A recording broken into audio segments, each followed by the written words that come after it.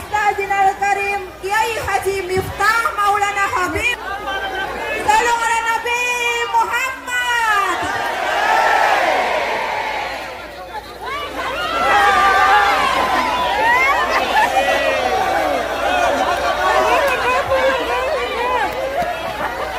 Dimohon untuk banser bisa mengamankan.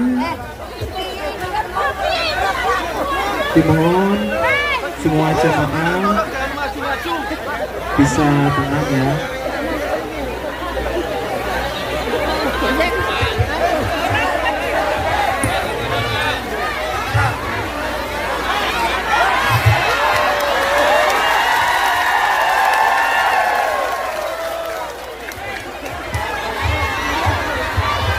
Assalamualaikum warahmatullahi wabarakatuh.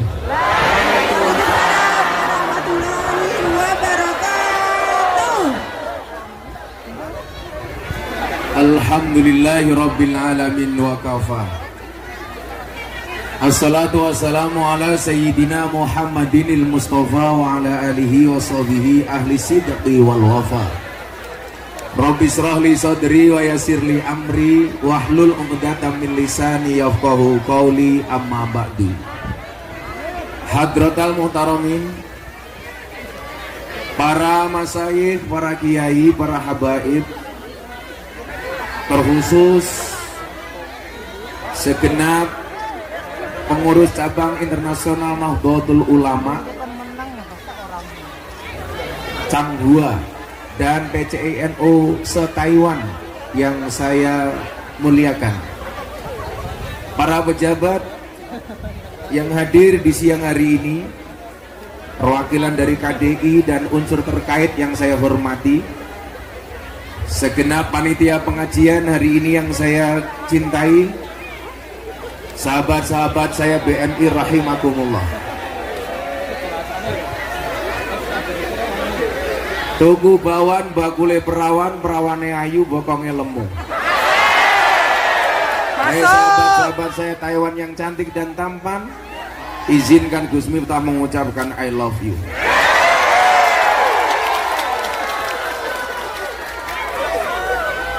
Saya ingat betul pengajian akbar terakhir di Taiwan yang datang saya gara-gara corona. Sekarang setelah corona tutup, karena corona sudah kehilangan wibawanya, karena corona sudah tidak mematikan. Dan untuk memulai pengajian di Taiwan, alhamdulillah kembali saya hadir. Jadi kau yang mengakhiri, kau yang mengawali. Mudah-mudahan ini pertemuan yang baik dan semuanya mendapatkan kebaikan dari Allah Ta'ala. Belajar dari kasus Covid, kita begitu cepat kehilangan waktu. 2 tahun lebih waktu hilang gara-gara Covid. Pelajaran apa yang bisa kita ambil, Bapak Ibu, Mas-mas, Mbak-mbak sekalian? Ada perbedaan yang cukup signifikan antara uang dan waktu. Apa perbedaan yang sangat penting antara uang dan waktu?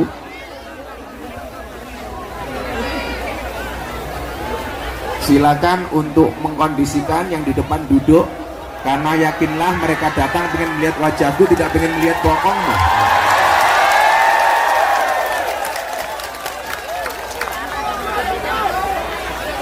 Apa perbedaan penting antara uang dan waktu? Bisa tahu berapa sisa uang yang dia miliki, tapi tidak semua orang tahu berapa sisa waktu yang dia miliki. Tapi anehnya apa?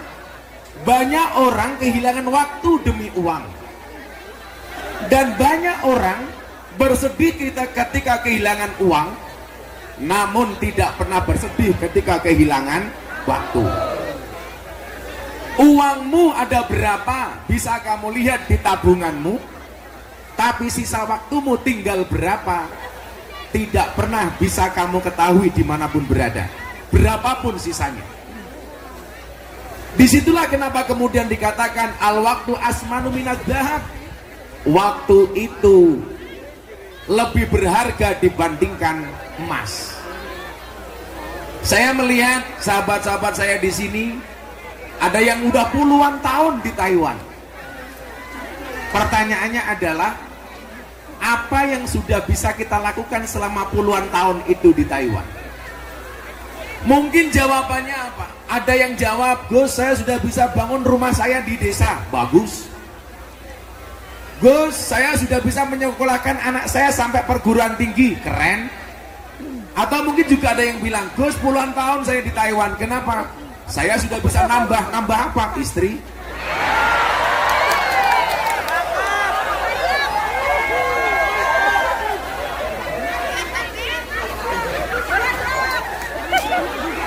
Yang jawab yes itu pasti janda.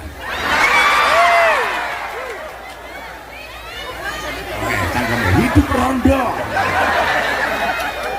Lemu, cerewet. Ternyata apa? Waktu yang terbaik itu bukan waktu yang kita habiskan untuk uang. Bukan waktu yang kita habiskan untuk bekerja. Tetapi waktu yang terbaik itu adalah ketika ada nilai manfaat untuk Allah. Ketika waktu kita yang berjalan ini, mohon maaf, kita maksimalkan untuk mendekatkan diri kita kepada Allah. Makanya Allah uji dengan satu peringatan namanya COVID. Bagaimana kita bersikap dengan COVID itu? Tahu-tahu sudah 2,5 tahun. Dan alhamdulillah hari ini kita kembali bertemu. Kalau dikatakan waktu itu lebih berharga daripada emas, mudah-mudahan kesempatan emas ini tidak kita sia-siakan. Amin. Makanya waktu adalah emas. Makanya kalau istrinya minta emas dikasih waktu. Nah, saya melihat ada kondisi dan posisi yang cukup ideal bagi teman-teman BMI sebagai agen dakwah. Kalau Nabi Muhammad mengatakan balighu anni walau ayat, sampaikanlah dariku walaupun cuma 1 ayat.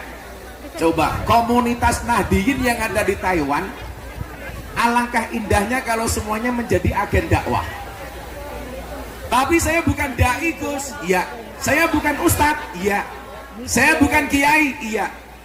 Yang perlu diingat adalah dakwah itu bukan profesi, tapi apapun profesinya harus berdakwah. Tapi saya belum alim, Gus. Ingat, berdakwahlah sampai alim, jangan nunggu alim baru berdakwah. Sama halnya saya bilang, berangkatlah ke masjid sampai tua, jangan nunggu tua baru ke masjid. Bersedekahlah sampai kaya, jangan nunggu kaya baru sedekah. Kalau nunggu kaya baru sedekah, pertanyaannya, yo lak kowe sugih. Lah ora merongos. Coba, bagaimana umpamanya dakwah yang paling sederhana? Sehingga apa? Risalah yang Allah turunkan melalui Nabi Muhammad itu bisa disiarkan kemanapun kita berada. Saudara-saudara sekalian, nyuwun sewu, Islam itu kan sebenarnya intinya cuma ada 2. Yang pertama rahmat, yang kedua akhlak. Wa ma arsalnaka illa rahmatan lil alamin, rahmat. Yang kedua akhlak, innama bu'istu liutammima makarimal akhlak. Kalau Anda lihat postingan saya di media sosial, akhir Desember saya ke Eropa. 5 hari saya di Tanah Suci, 5 hari saya di Belanda, sehari saya di Belgia, 5 hari di Prancis, kemudian 5 hari di Doha, Qatar, melihat final Piala Dunia.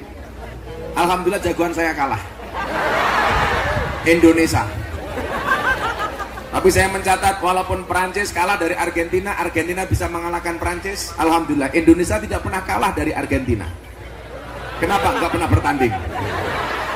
Makanya kita pertahankan, jangan sampai Indonesia ketemu dengan Argentina, daripada kita malu berjamaah. Saya melihat apa? Ada kecenderungan di Belanda negara yang sangat maju, banyak orang menjual gereja. Ketika saya tanya, kenapa Anda menjual gereja? Karena mejanya kecil, degannya datang. Kamu naruhnya bingung.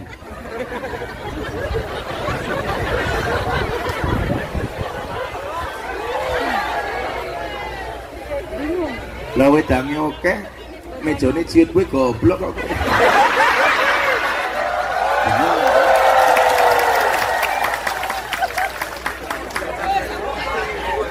Lagian minuman sebanyak ini kowe ngombe iki apa ngombori cangkem sapi?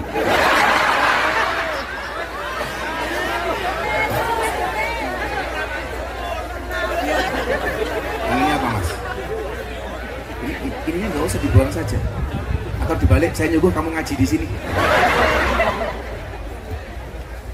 Sing ngomongi kopi sapa goblok banyu putih ya cok iki.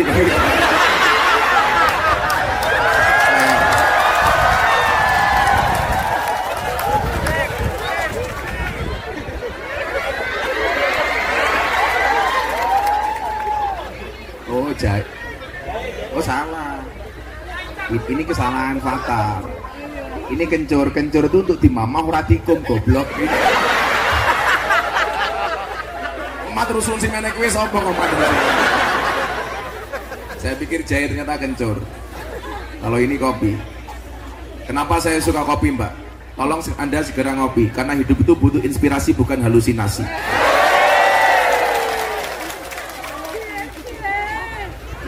Cie-cie matamu.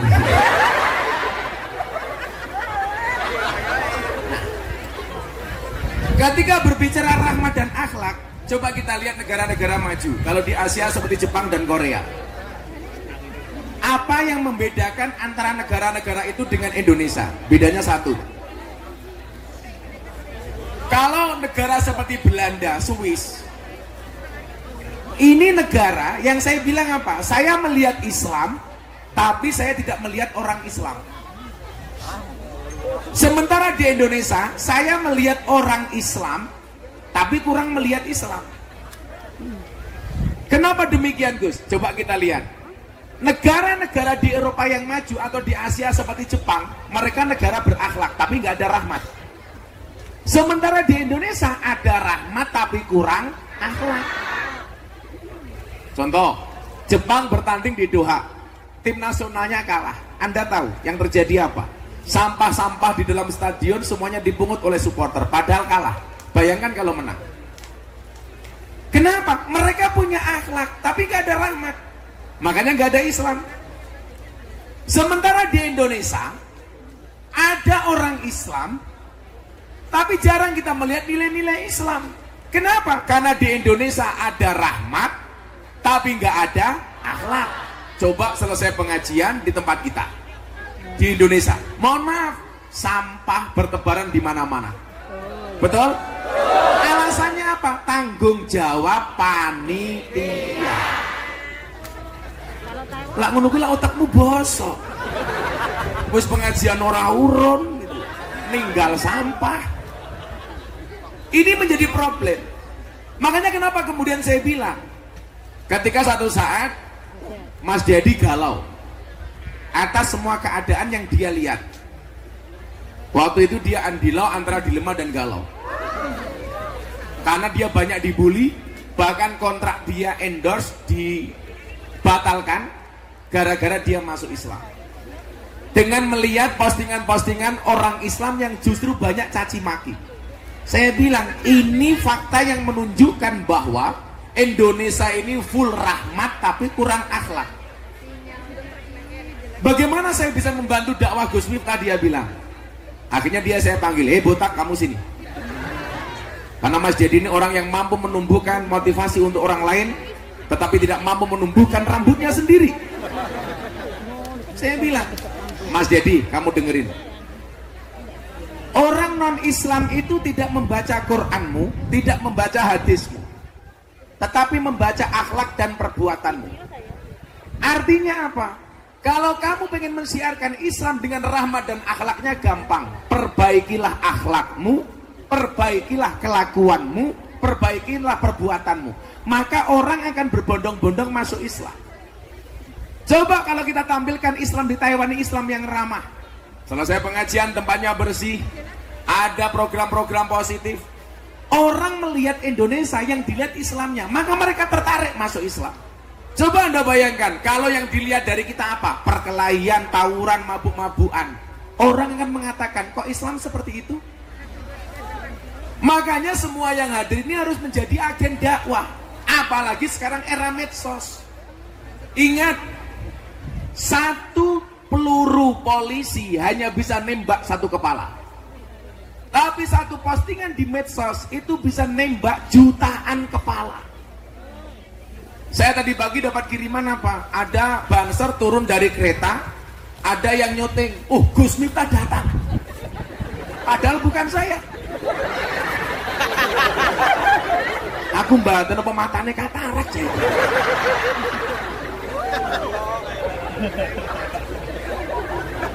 Semoga yang ngambil gambarnya ada di sini.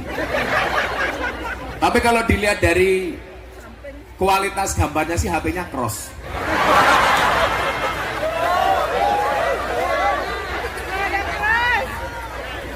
Coba Anda bayangkan. Video itu saya ambil, kemudian saya posting di Instagram saya, baru beberapa jam sudah ditonton 200.000 kali. Bayangkan kalau semua di antara kita ini agen dakwah. Caranya bagaimana? Postinglah yang penting, jangan yang penting posting. Cari pendapat-pendapat yang bagus. Coba kemarin Mas, ada survei di TikTok. Tagar paling banyak tokoh nasionalis yang ada di TikTok itu siapa? 10 nama besar. Itu hampir semuanya pejabat, pengurus partai, pejabat politik. Satu-satunya dari survei 10 besar itu yang menduduki nomor 2, tagar paling banyak kiai cuma 1, Gus Miftah. Artinya apa? Coba kalau sahabat-sahabat saya BMI memaksimalkan medsosnya untuk dakwah. Postingan-postingan yang bagus di-repost, di-share ulang.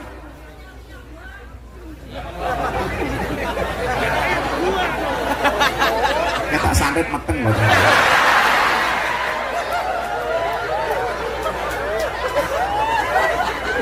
Kamu nafsu sama aku ya? Coba. Sama hanya pertanyaan Raffi Ahmad ketika ketemu saya. Dia bilang begini, Gus, orang posting sedekah itu boleh apa enggak? Nah, jawabannya persis. Sedekah itu boleh tersembunyi, boleh terang-terangan. Boleh di waktu siang, boleh di waktu malam. Pertanyaannya apa? Kenapa kok ada bahasa siang dan malam? Karena siang itu dianggap terang-terangan, malam itu gelap dianggap tersembunyi. Berarti apa? Sedekah dengan terang-terangan maupun tersembunyi itu boleh. Yang nggak boleh itu nggak sedekah tapi terang-terangan cangkeme cerewet. Wong iya teko iki. Ya melu guyu. Biasanya jadi pape pink.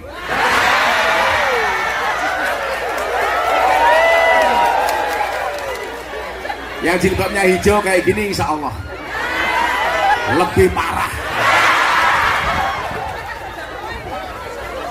Oh muslimat. Di sini banyak muslimat Mas ya. Coba tak kasih jenengan jawab muslimat sama fatayat saja. Bapak NU, Ibu Mus, Kakang Ansor, Adik Fataya, tahlilane saben malam, mulih tahlilan padha nggawa. Salah, rahmat goblok. Berkat badokan.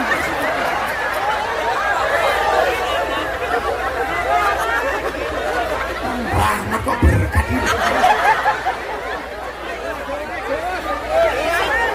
Dulangi, bener rahmat oleh berkat.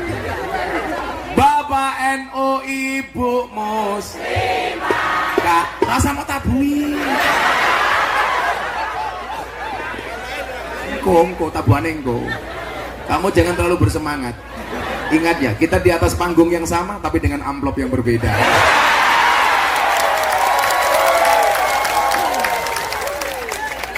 Kan saya sering bilang, strategi bisa di copy, rezeki nggak bisa dipaste. Bapak NU, Ibu Muslimah, Kakang Ansor, adik Fataya, tahlilane saben malam mulih tahlilan padha nggawa perkataan terlihat kandhane kok ngeyel ketake bocah iki sing bengok to ganjel to kayak gitu.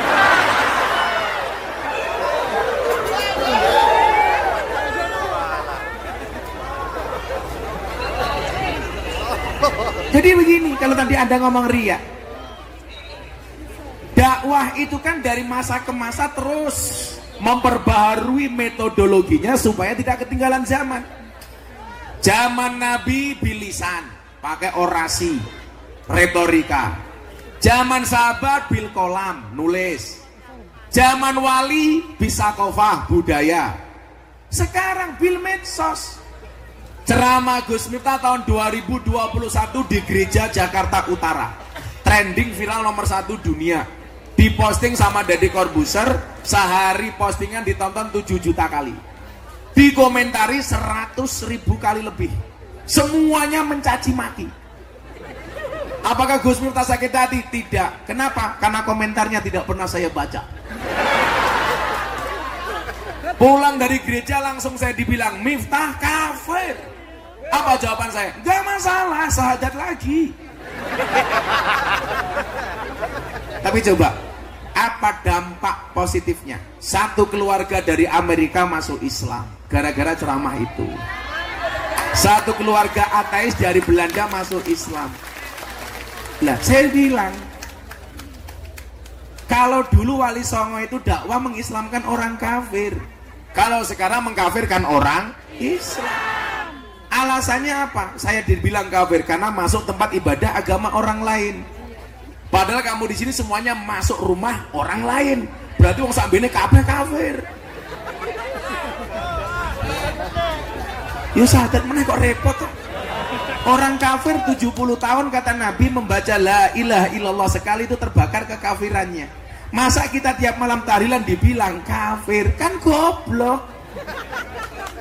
Tapi apa yang terjadi coba? Gara-gara postingan itu, saya dapat undangan dari wali kota Los Angeles, Amerika Serikat untuk berbicara radikalisme dan toleransi.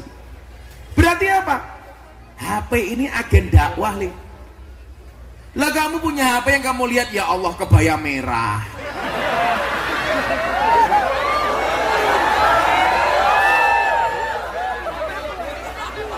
Maka saya bilang, ini quote, dengerin. Hargailah waktumu sebaik mungkin, karena 1 detik saja berharga, apalagi 19 detik.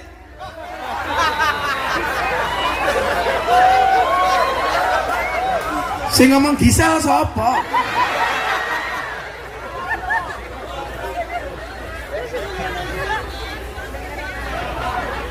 Aku nonton. Lah sing ngirim-ngiringi lah ya awakmu.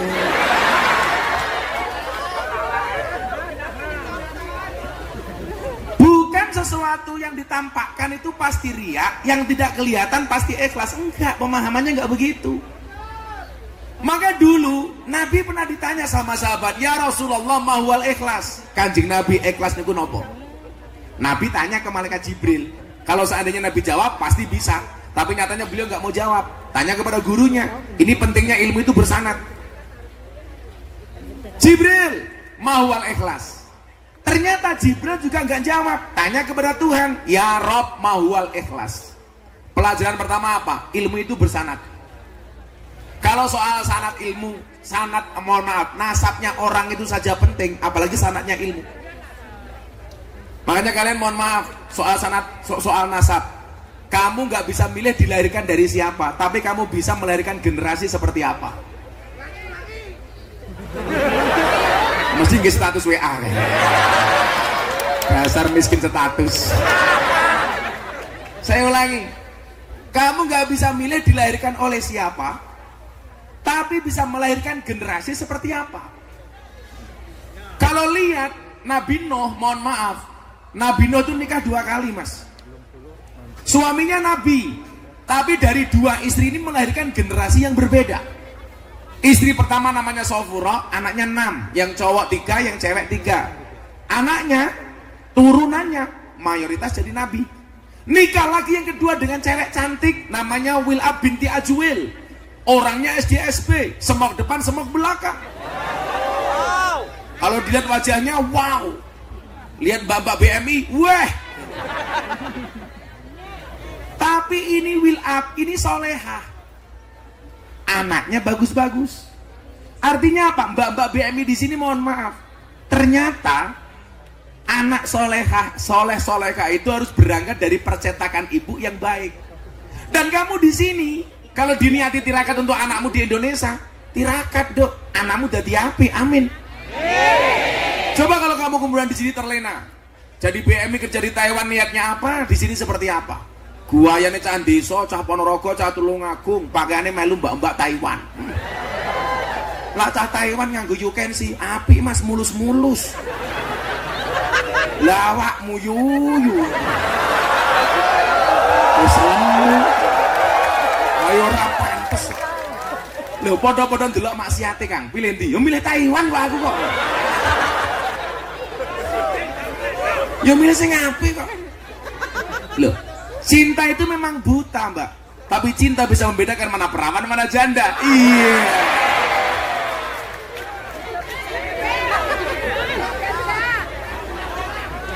Tapi tetap janda paling hebat.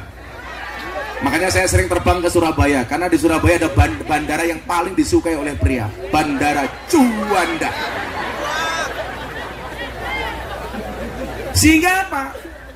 Ketika Nabi ditanya soal ikhlas itu, tanya sama Jibril, tanya sama Allah. Ya. Ilmu bersanad, kita bernasab. Nasab itu penting, tapi sanad ilmu lebih penting.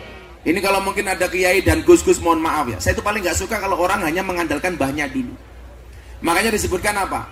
Wasarul alamina dawul khumuli idha fa'akhortahum dhakarul jududa. Generasi yang paling jelek itu apa? Dia nggak punya kemampuan apa-apa, dia nggak punya kompetensi, dia bukan siapa-siapa. Tapi ketika melihat orang hebat, dia mengatakan, bahku dulu lebih hebat daripada orang ini. Sementara di saat dia ngomong seperti itu, dia bukan siapa-siapa. Kan harusnya malu. Makanya dari dulu kalau saya ngomong nasab itu malu, karena mbah saya itu orang luar biasa. Sementara saya hanya seperti ini. Kalau saya ngomong bahasanya, mas, saya 18 saya hafal.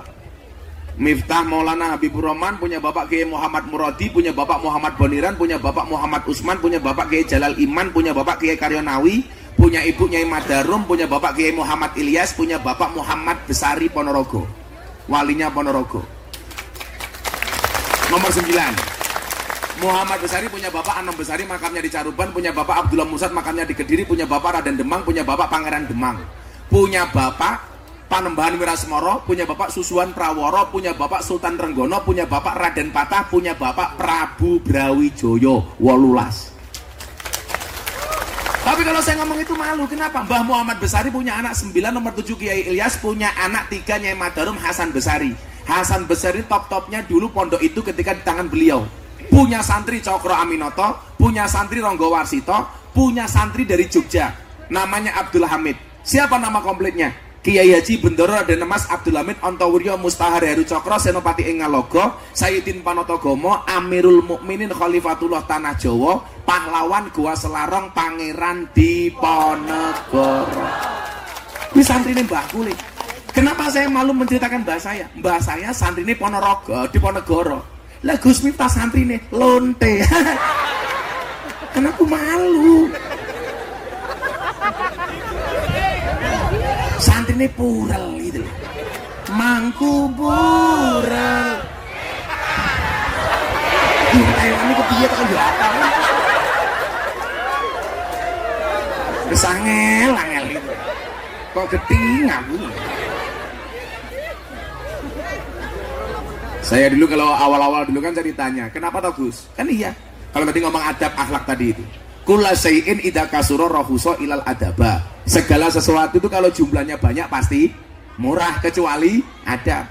Makanya kalau kamu pengen mahal gampang, jadilah yang sedikit. Barang itu kalau sedikit langka, kalau langka antik, kalau antik regane larang. Kiai itu banyak, sing ngurusi lonte jarang. Siapa? Gus Miftah. Berarti Gus Miftah kiai. Sing ngomong lonte sapa mau tahu. Kiai larang goblok kok lonte iki.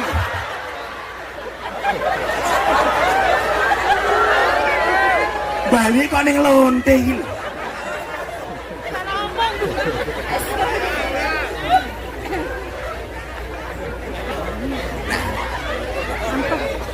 Nasab itu penting, tapi sanad ilmu lebih penting. Nah, apa? Kembali ke Mbak Ria tadi itu. Apa jawaban Allah kepada malaikat Jibril? Jibril, ikhlas itu adalah satu rahasia yang aku titipkan di hati hambaku, yang tidak satu pun tahu kecuali aku dan hambaku. Itu ikhlas. Jadi mohon maaf, kita itu tidak bisa masuk wilayah niat orang lain. Kecang gua nggak pengajian niatnya opo, kamu nggak bisa mengira-ngira. Karena yang tahu niatnya cuma Allah sama yang bersangkutan.